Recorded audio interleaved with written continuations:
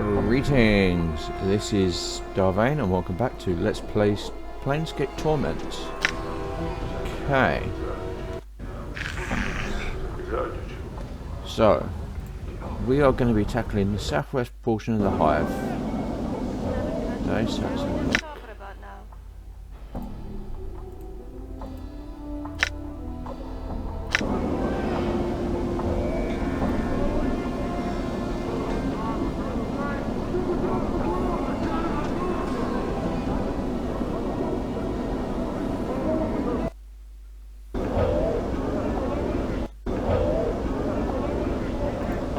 The hive tout.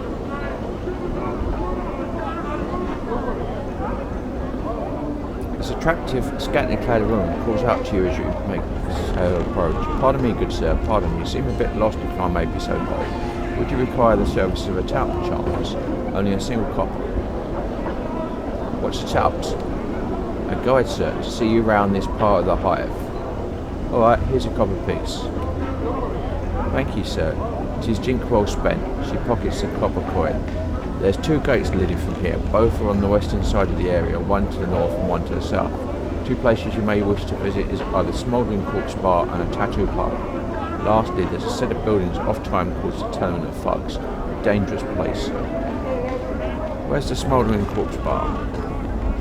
It is in the middle of the area, sir. A square building with a domed roof. Just walk along the southernmost east-west road and you'll find its entrance facing to the south. Where's the tattoo parlour? The parlour's at the eastern end of the area, sir, a domed building with wrought iron mesh atop of it. Its entrance faces southwest. Where's the northwest gate lead? To the part of the hive where the mortuary lies, sir. The gathering dust bar, the dust memorial and the mausoleum are there as well. Where's the southwest gate lead? The gate leads to the part of the hive which holds the office for vermin and disease control, a decent sized market. Where's the Tournament of Thugs? She nods. A cluster of buildings along the northern side of this area, sir. You'll want to avoid the place, unless of course you'll spoil him for a fight, sir. That's all I wish to know. Farewell. Okay.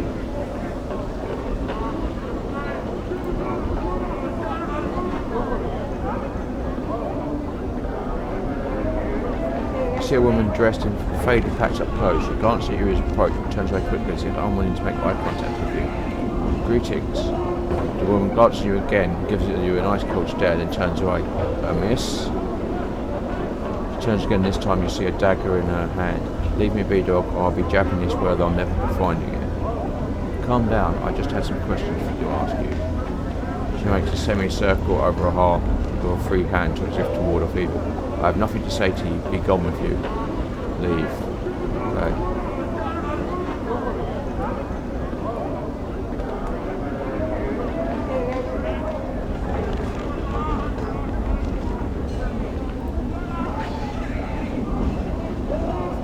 Lady striped in behind. I've seen you before, Cutter, but I now thought I'd see you again. Said you're smaller than you think, I suppose.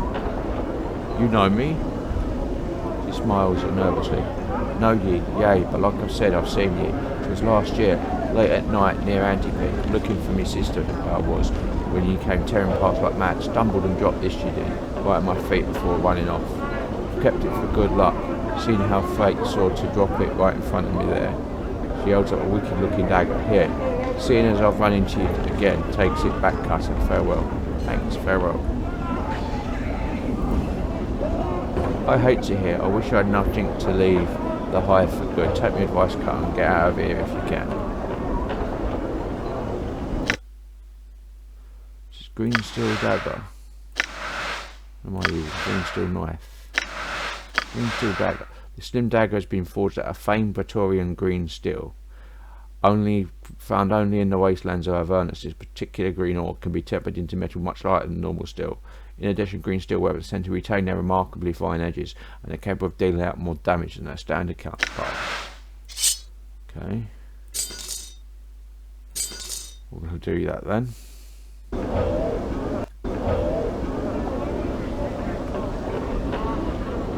Parlour.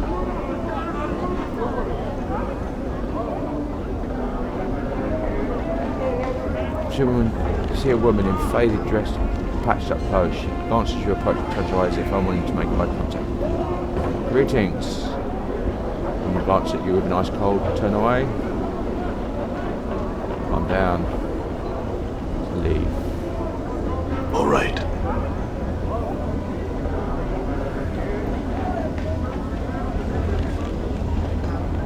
Gives her a townsperson who's wandering around.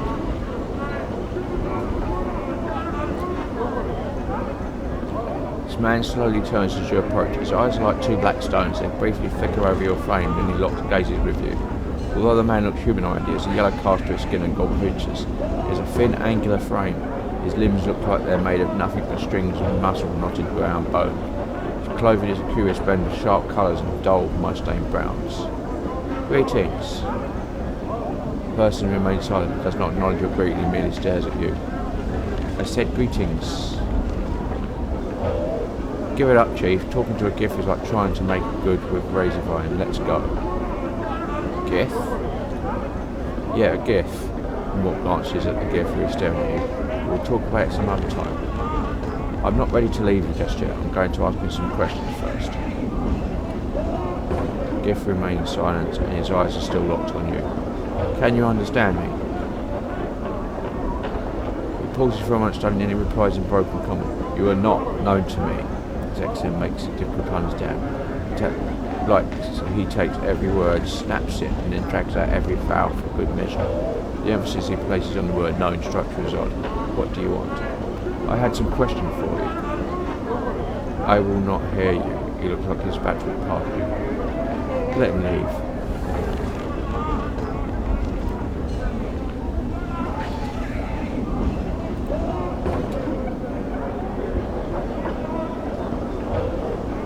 Greetings. Miss. Calm down. Leave. Okay. All right.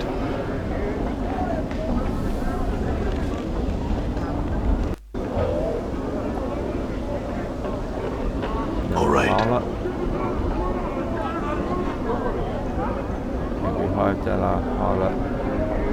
Damsel in I'm gone. Mourns for trees.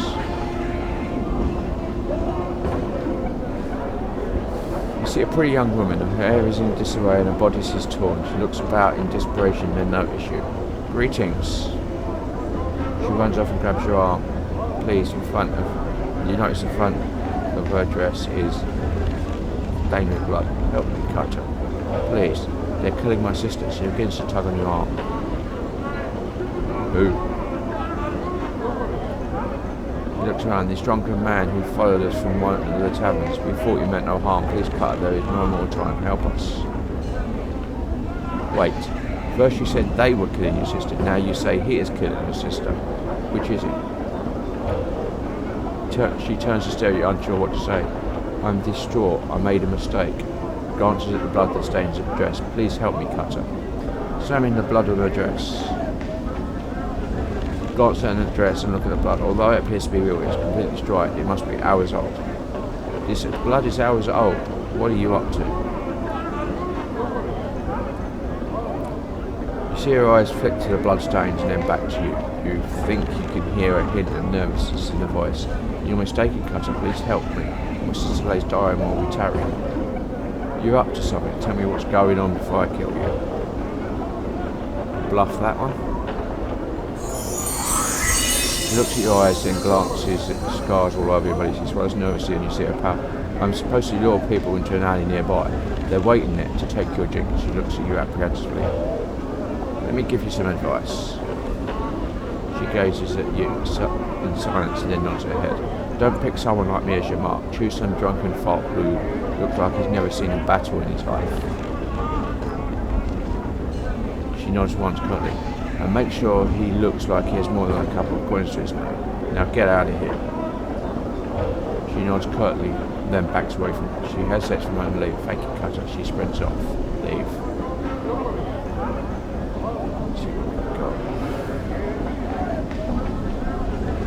Haunted trees. You see a tired-looking, sorrowful old man who is gazing at the ash-dead tree in front of him. He's mumbling to himself and tapping his chin as if trying to figure it out. Occasionally he shakes his head sadly. Greetings. He seems momentarily startled as you interrupt his train of thought. He speaks in a calm, unhurried tone, but one full of sadness. Oh, greetings to you, friend. How's the day find you? It finds me well. He smiles, but sorrow still lies in his eyes. That's good, friend. Hope your good fortune continues. Seems about to turn back to the tree. And how's the day find you? He shrugs slightly and proffers a smile. Fortune finds me well, though I'm saddened just the same. Why is that? He pats the tree beside them. It's the trees here in the height of their dying friend, and no one cares. Seeing the look on your face, he holds his hands up as if to silence you for a moment. It may not matter to some, but it's important to me. I feel it's a shame to see the last tatters of life and beauty in this world left, uncared for, to die. Do you understand, my friend? Yes, you're right, it's a sad thing. He seems surprised and blurts out, really? Oh, I mean wonderful, perhaps you would. Pauses for a moment and suddenly suspicious. Composes himself, speaking in the usual slow manner. In any case, that's good. I suppose you have some questions for me now. No, not just yet. What was it you were going to ask?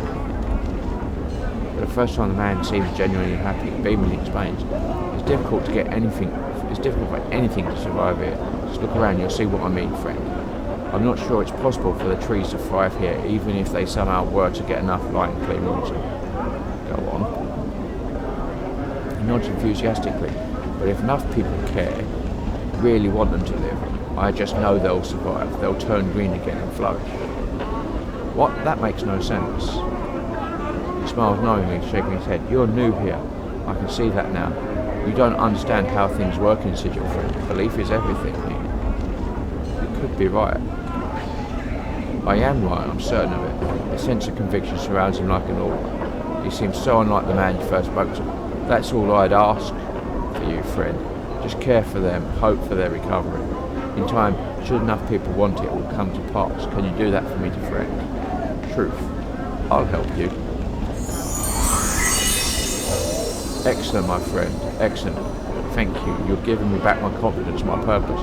Perhaps I can find others like you who will listen. Perhaps we'll make a difference. What about your companions, friend? Will you speak to them on my behalf? Morte, what do you think? Oh yeah, Chief, sure. Whatever you say. I'm serious, Morte. Can you make the effort? Morte looks at you for a while, silently, and nods. Yeah, I can. If it's that important to you, I'll do it. Thanks. I had some questions, Morte. He nods, waiting your question.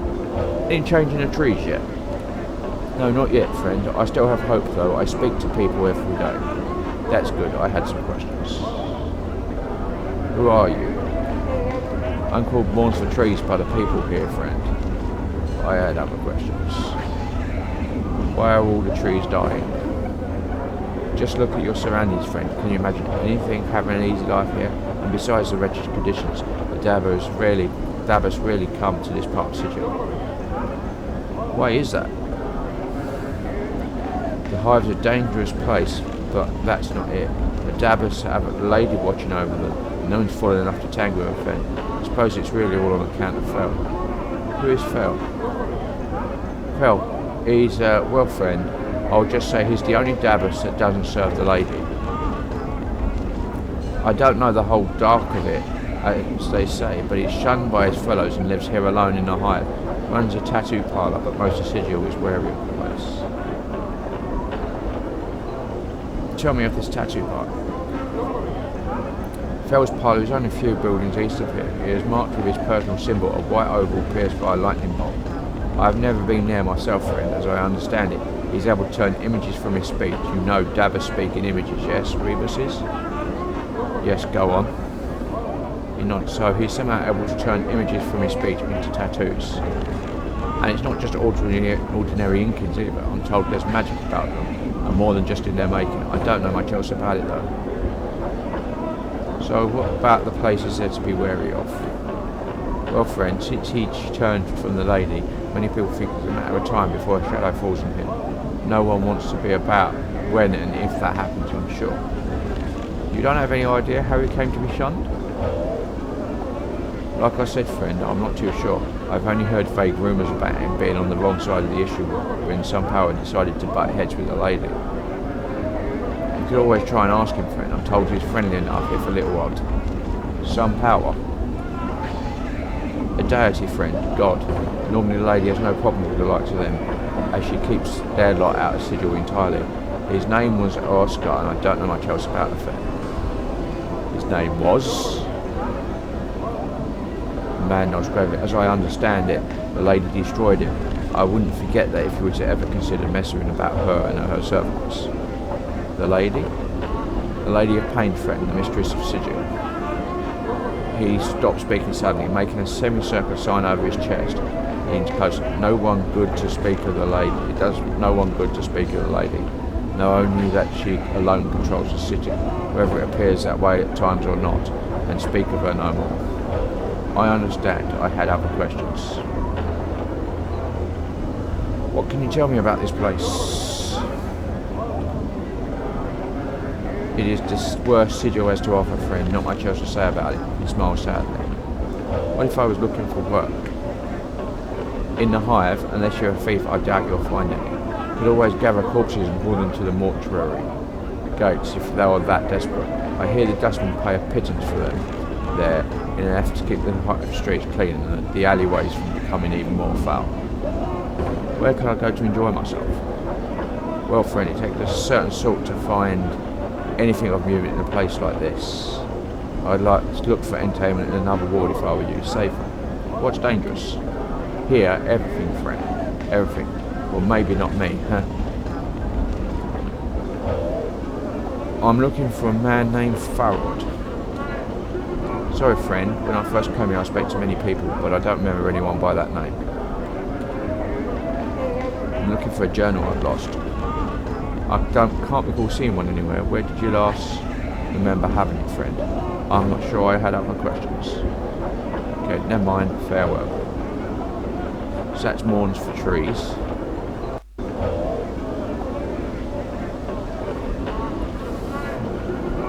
Starved dog barking. All right. Oh yes.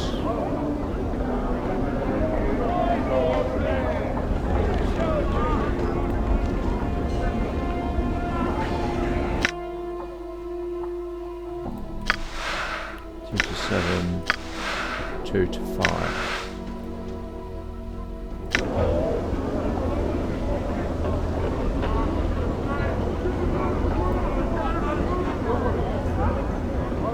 This wild-eyed man is hunched over, barking and howling at the top of his lungs. Beneath his thick matted hair you can make out a series of strange tattoos. They range from screaming faces to bizarre geometric tape to what appear to be lines of verse. He's almost naked, but the dirt and filth covering him gives him a semblance of modesty. Greetings. The man whirls at you and gives you a growl. He draws out the growl for a few seconds and starts barking violently at you. In the distance you can hear answering barks. I said, greetings. The man's barking into a cell and he leaps at you. This is how you want to die, Wolfman.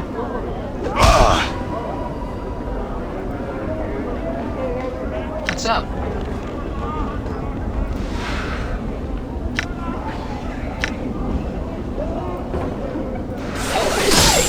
We're being watched here. Just look natural. Casual.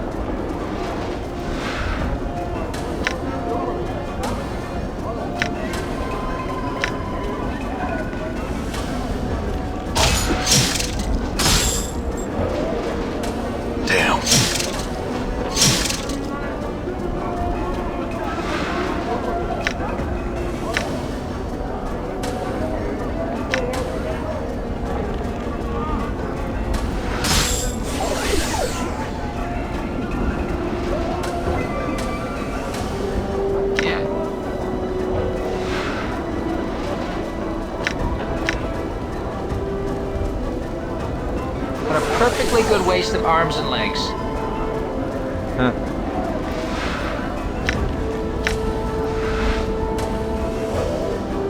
Joe got a bone, you witless ape. Sure, why not? Done.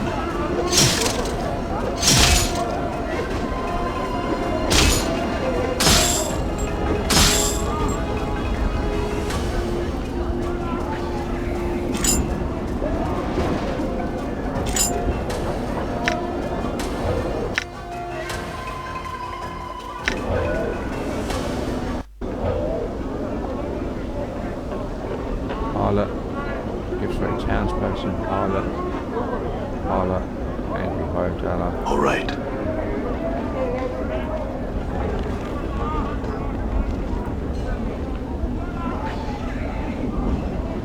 Started barking.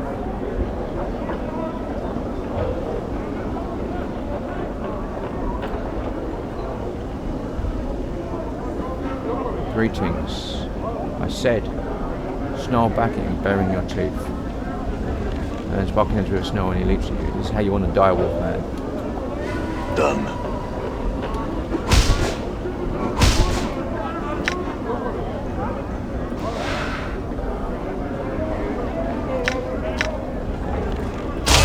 Oh, squint. All right.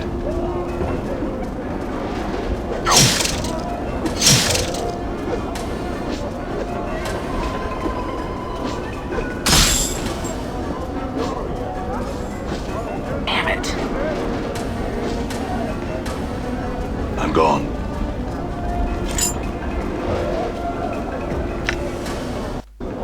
That's 3 pens in a dead book.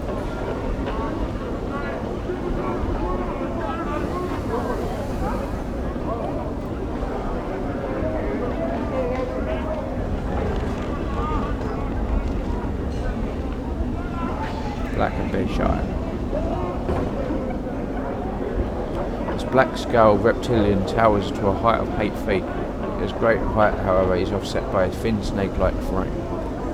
A long prehensile tail drags behind it, and its leathery wings are hooked behind its back. Strong vinegary smell animates from the creature, as well as a certain amount of heat. It seems to be ignoring you. Greetings. The creature slowly turns its head down to look at you. Its scowled forehead wrinkles into a frown, and it opens its mouth, giving a low rasping hiss. You notice that the heat radiating from the creature begins to rise. I will speak with you for a moment. The creature opens its mouth, displaying a row of blackened fangs, fire begins to dance around the shoulders and arms of the creature as it gives a long, low hiss. Calm yourself, I just wanted to talk to you. The creature speaks in a very rasping hiss. His voice sounds like 2 heavy stones being scraped together. It hisses for a moment as his voice, gravelly voice, rising and falling. What's? The creature snarls. Nothing to say to you, do I? The fiend's eyes narrow slits. If stay, your warm boat will cover the stones. I just wanted to ask you some questions. The creature roars and launches itself at you.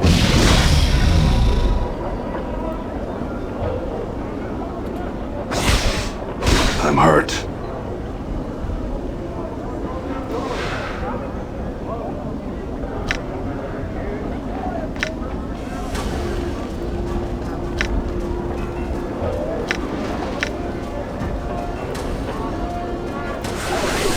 I'm hurt.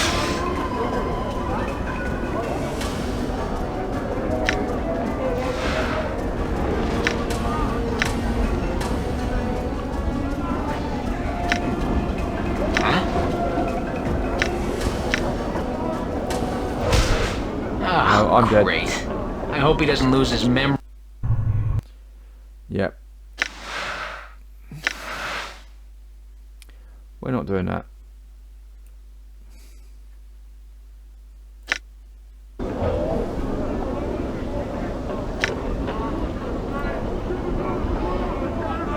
I'm gone. I'm gone.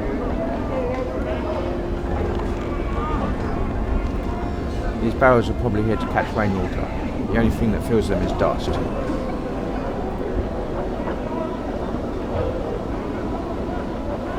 What you first took to be a door in this archway is actually a painting. This artist made use of shadows in the overhanging arch, some subtle texture effect to give the door the illusion of substance. Examine the door. Other than the skill of the artist, there is nothing remarkable about the painting. The door has been painted on a rough stone wall, and you can feel the stone and mortar beneath the wooden painted texture. Leave the door alone.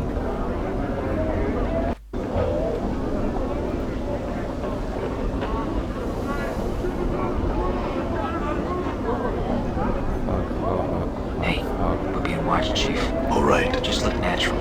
All right. Casual.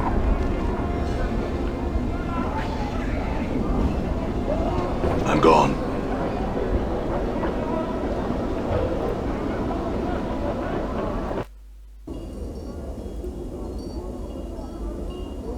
That's the tattoo parlour. I shouldn't have gone in there. Parlour. Done. Parlour.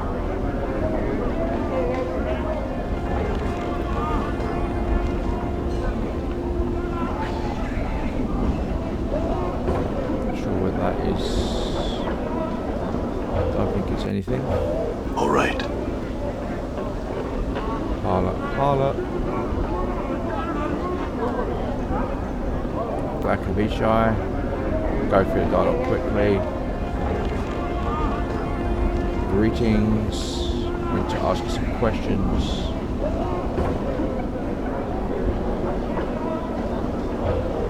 That's different. Seems a bit. Well, Chief, more cuts in before you can speak with the creature. Bar that, you don't want to be rattling your bum box with any feed on the street. Leave be. Wanting to ask you some questions. No, you don't. More asks the creature turns back to you and lowers their voice. They're touchy, let's go. I'll risk it. Greetings. I would speak with you, no. Leave the creature alone.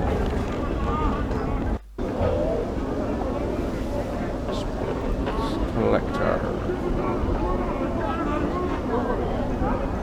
A man dressed in filthy, tattered brown robes with a long hood concealing most of his face from view. Greetings. He sees his eyes narrowing beneath his hood and takes a step back. What do you want? What are you doing? I'm looking for some damn bodies, what I'm trying to do, but you'd think the dead powers had packed up their kit and left the plane the way people are staying healthy and all. There's suddenly gleaming in his eyes. We had a pox last month, and it was a glorious time it was.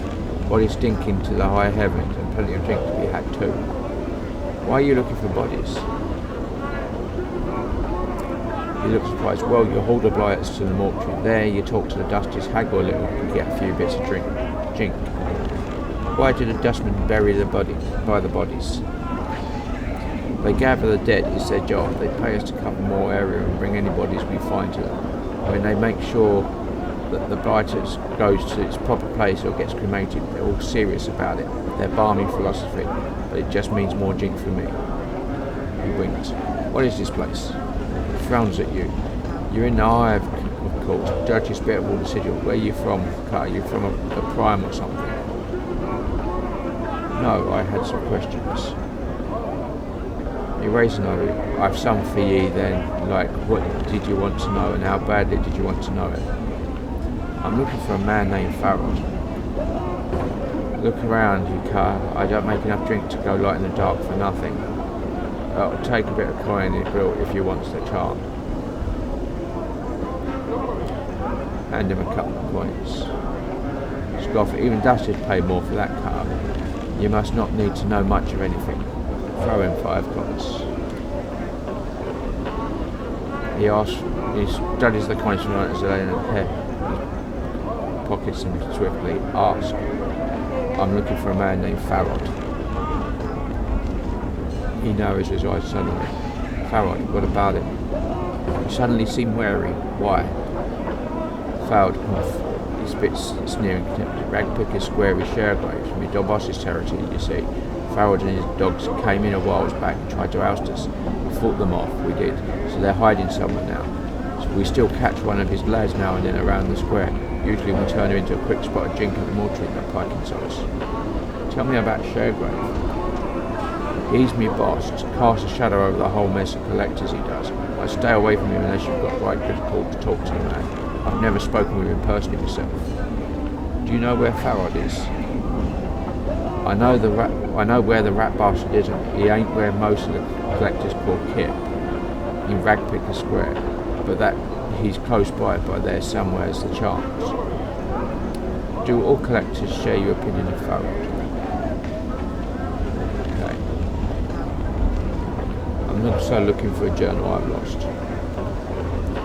He shakes his head puzzled. Very well then. Well, keep a safe cutter. If I find you on the streets, I'll be kind to your corpse. Leave. So, parlour. I'm gone. Drummer. I've done that. See a woman dressed in faded patch of clothes. She glances at you as you approach, but turns away quickly as if unwilling to make eye contact with you. Greetings. The man glances at you again, gives a nice cold stare and turns away. Miss? Calm down. Leave, okay. 5 fucks. What is this? Amaris. See a young woman dressed in tight leather bodice and leggings. She smells faintly of cheap perfume and her face, although pretty, is painted with garish makeup. She smiles coyly as she sees you, seeking some comfort in your love. No, I had some questions. Sorry, love, I don't stand here to answer the questions of passers-by. Sure, you wouldn't like a little company home? No, farewell. So that's Amaris. We'll need to know that later. Done.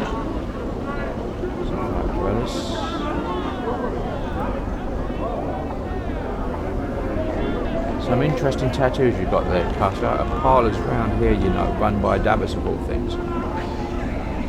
Yes, I've been there. Farewell. Yeah. Because we know where that is. Greetings, blood. Someone gives you a quote. I say I would consider going for some bub later. Fancy coming along? Perhaps another time. I've got too much to do now. Sorry.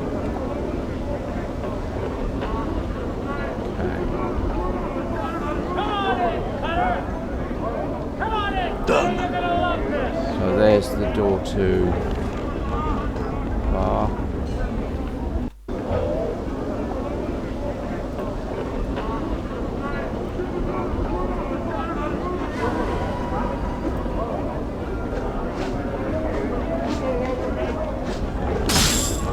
Damn it.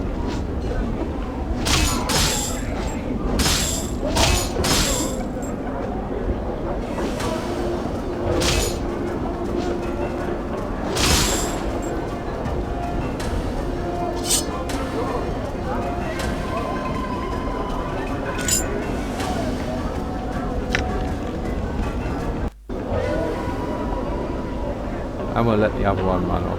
He'll be around. Drunk. The man sways unsteadily back and forth, catches his balance for a moment, then manages a sickly twisted smile at something just past your right ear. Greetings. Slowly, then manages a phlegm-filled gurgle and a small green-coloured trail of blood draw begins to drip from the side of his mouth, running down his scruffy dirt-caked beard. It looks like he's able to barely stand up, much less carry on a conversation. Never mind, farewell.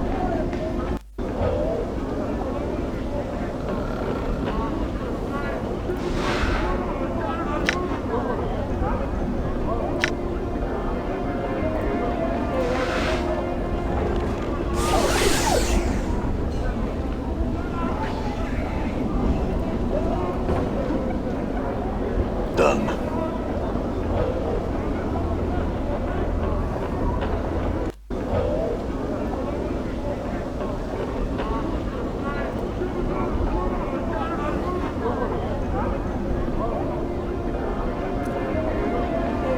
Met that addled cove morn sod. What an arse. Like anyone gives a piking folly about the trees here.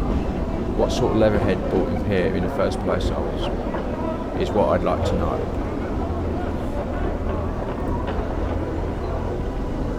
See any howling madman about? Stay away. That starved dog bunch scares me, they do. Leave.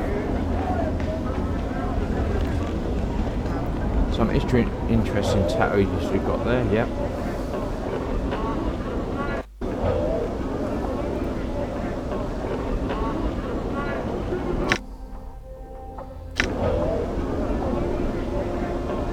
Barrier.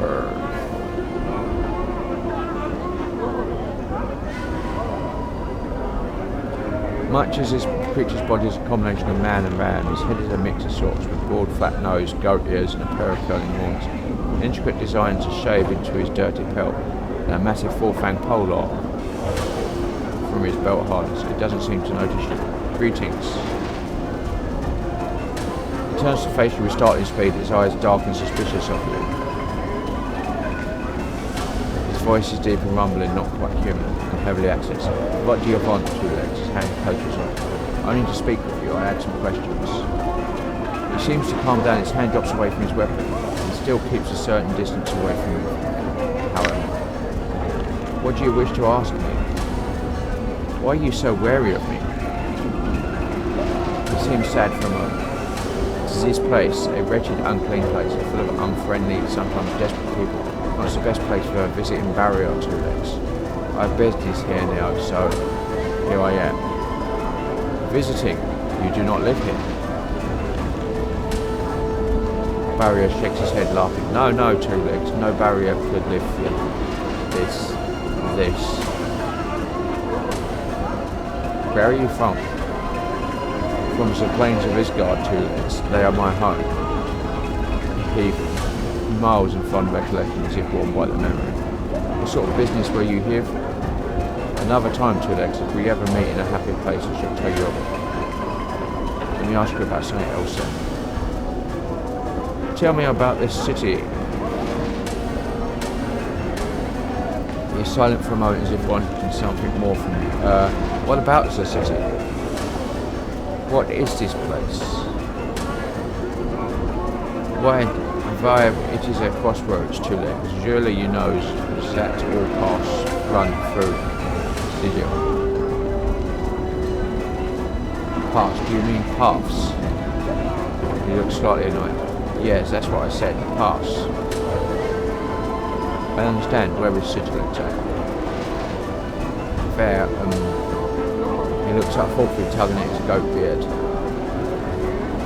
It is in the Outlands, it is the centre of the planet, but since you can reach it from just about energy, Sigil is in more places than just that, you see. I do. Let me ask you something else. Tell me about the slums around us. He looks at you curious. What is it you wish to know about them exactly? I'm looking for a place to enjoy myself. Yeah, the good stuff. I don't think there's anything to enjoy here, Two Legs. Perhaps you should look elsewhere in another world. What if I were looking for work? He frowns. I doubt there's any honest work around here. It's the only thing in Apple Supply in Hive is the trouble. Perhaps you can help something else then. Can you tell me about the Lady of Pain? There's a lady. He looks around to see if anyone else overheard. I only know that she rules this place, all of Sigil, and that the locals feel it's bad luck to speak of her. I see. Let me ask you something else. Do you know someone named Farrell? I know few people here, Two Legs. Since Farrell is not one of them, a friend of yours. I don't know really. Let me ask you something else. I'm missing a journal. Have you seen one? Do you know where I might find one?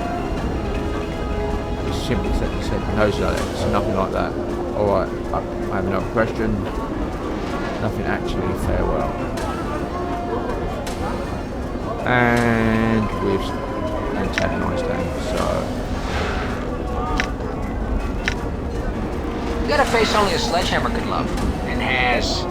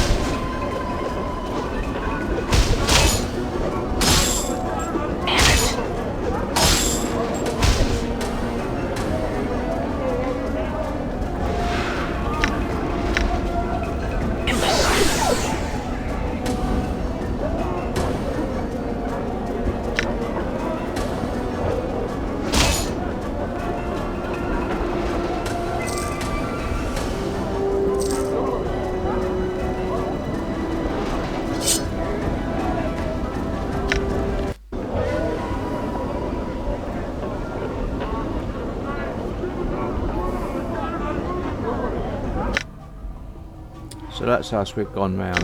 First off,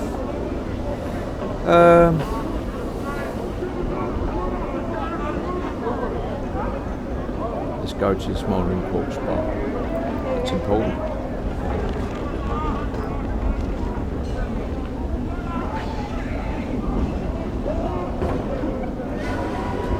I'm gone.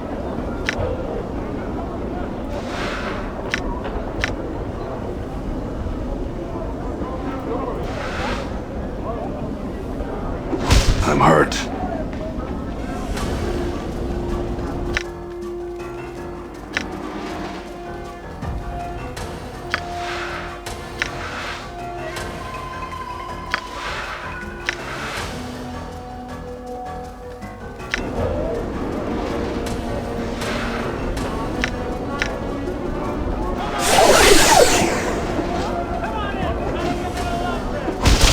I'm hurt.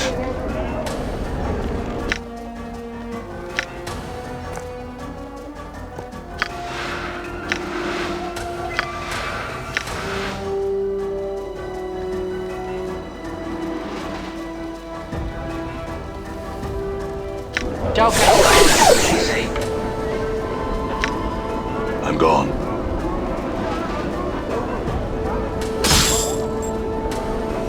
What's up?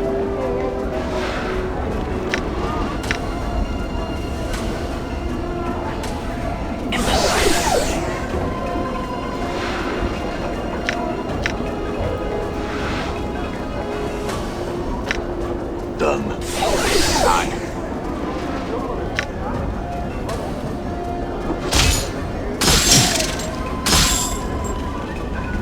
Done.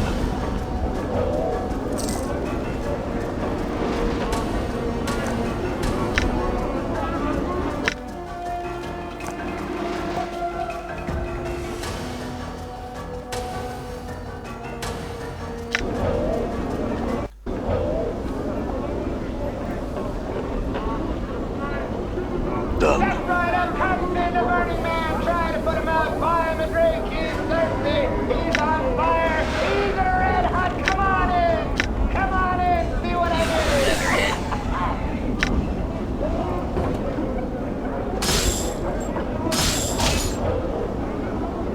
I'm gone.